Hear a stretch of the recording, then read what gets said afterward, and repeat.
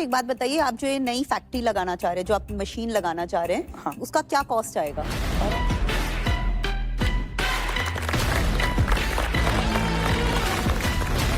क्या बात है।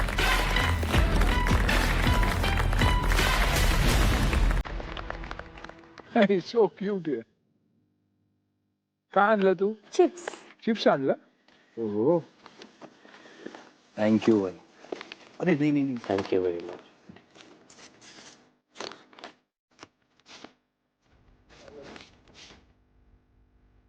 नमस्ते सर, नमस्ते डायकोन. नमस्कार. हम दोनों भाई जलगांव के हैं और हमने मचाई है पूरे महाराष्ट्र में तबाही.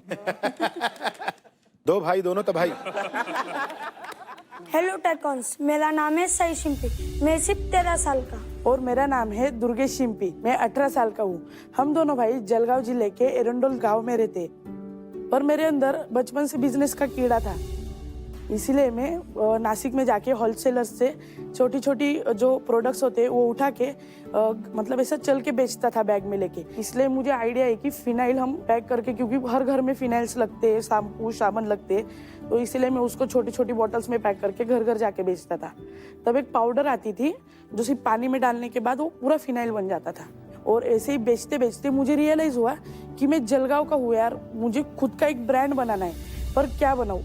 और फिर याद आया कि जलगांव में बनाना एकदम फेमस है और उस बनाना को लेकर हम कुछ बना सकते हैं क्या.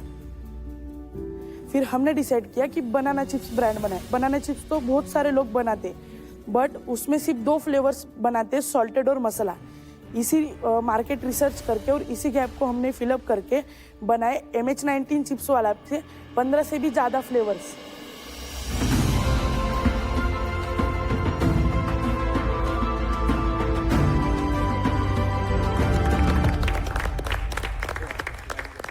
जैसे कि सॉल्टी, मसाला, ब्लैक पेपर, चीज, पानी पूरी.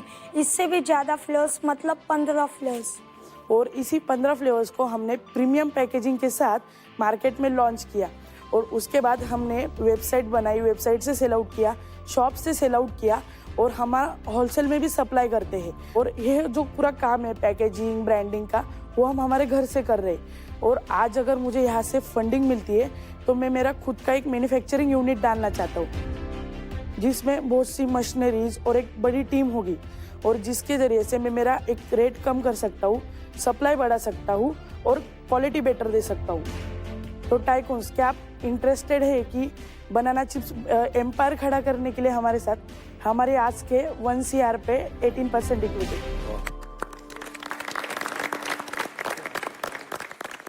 मेरे लिए एक क्वेश्चन है आपके लिए. अपने नंबर्स बताइए, आपने पिछले महीने हाँ, कितना सेल किया बनाना चिप्स से? पिछले महीने हमने 4,20,000 सेल किया था, अमेजिंग. जिसमें हमारा 2 एग्जीबिशन लगा था. और ज़्यादा करके हमारा B2B चलता है, जिसमें हम लूज क्वांटिटी में भी सप्लाई करते हैं और हमारी पैकेजिंग में भी सप्लाई करते हैं. ये बनाते किधर हो? ये बनाते हम, मतलब अभी जो बनानाज ले रहा हूँ मैं मैन्युफैक्चरर से रॉ में ले रहा हूँ, मतलब उसमें कोई नमक मसाला कुछ नहीं, सिर्फ सिंपल चिप्स ले रहा हूँ और उसमें मैं खुद मसाला वगैरह मिक्स करता हूँ. आप दोनों का फेवरेट फ्लेवर कौन सा है?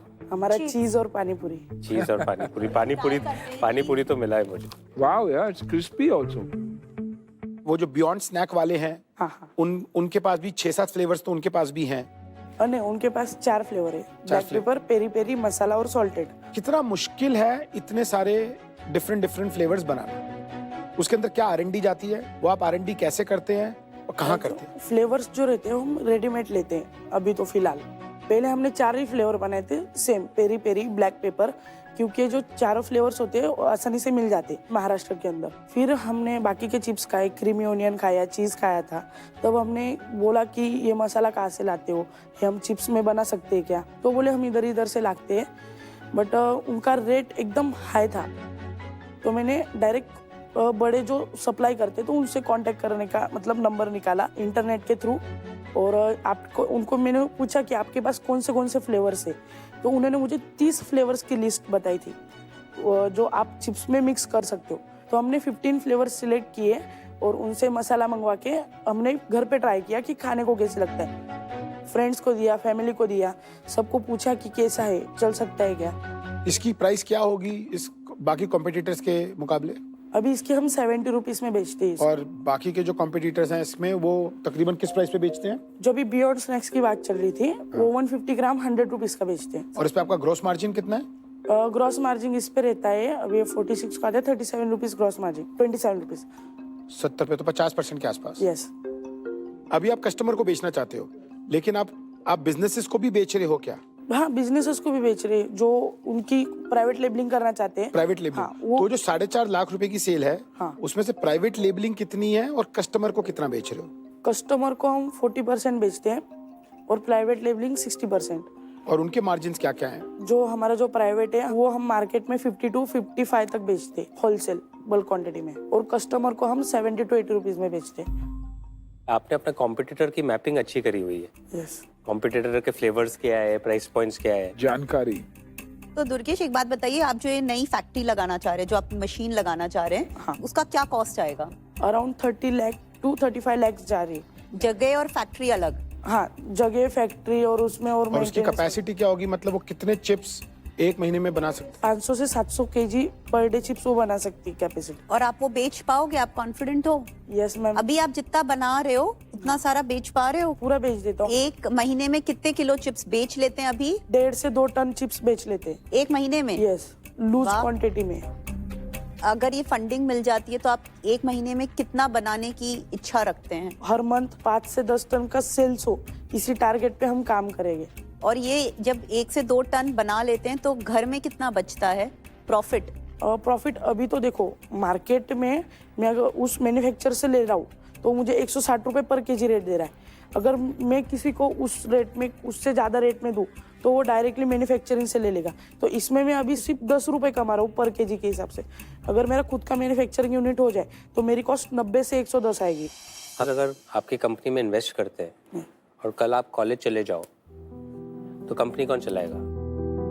सर मुझे 100% मेरे बिजनेस को ही देना है। मुझे समझा है कि मैं कॉलेज करूँगा तो किसी का नौकरी बनूंगा।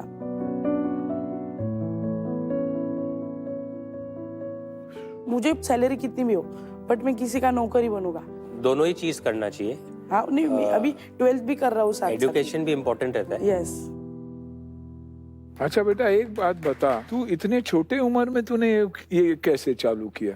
सर मुझे मतलब बचपन से मेरे पापा की भी इच्छा थी कि पापा को भी बिजनेस करना था बट पापा कर नहीं पाए। मेरे पापा की डेथ हो गई।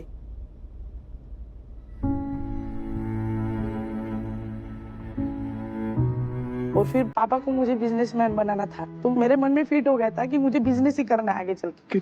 कितने बड़े थे आप? मैं तब 9 साल का था।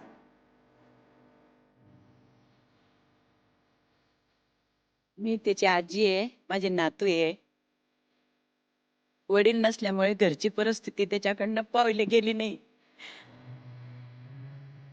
म्हणून माझे नातू मी करीन आई बिझनेस कसं करीन आजी, म्हणून शिकायचे नाही म्हणता की आई मला पावत नाही घरातले फजिता म्हणून. माझे वडील असते तर आम्ही शिकलो असतो, पण माझ्या नातूंची इच्छा आहे की मी बिझनेस करेल, मोठं होईल. मला 100% गॅरंटी आहे की दादा त्यांना सपोर्ट करतील. ही हात जोडून विनंती आहे.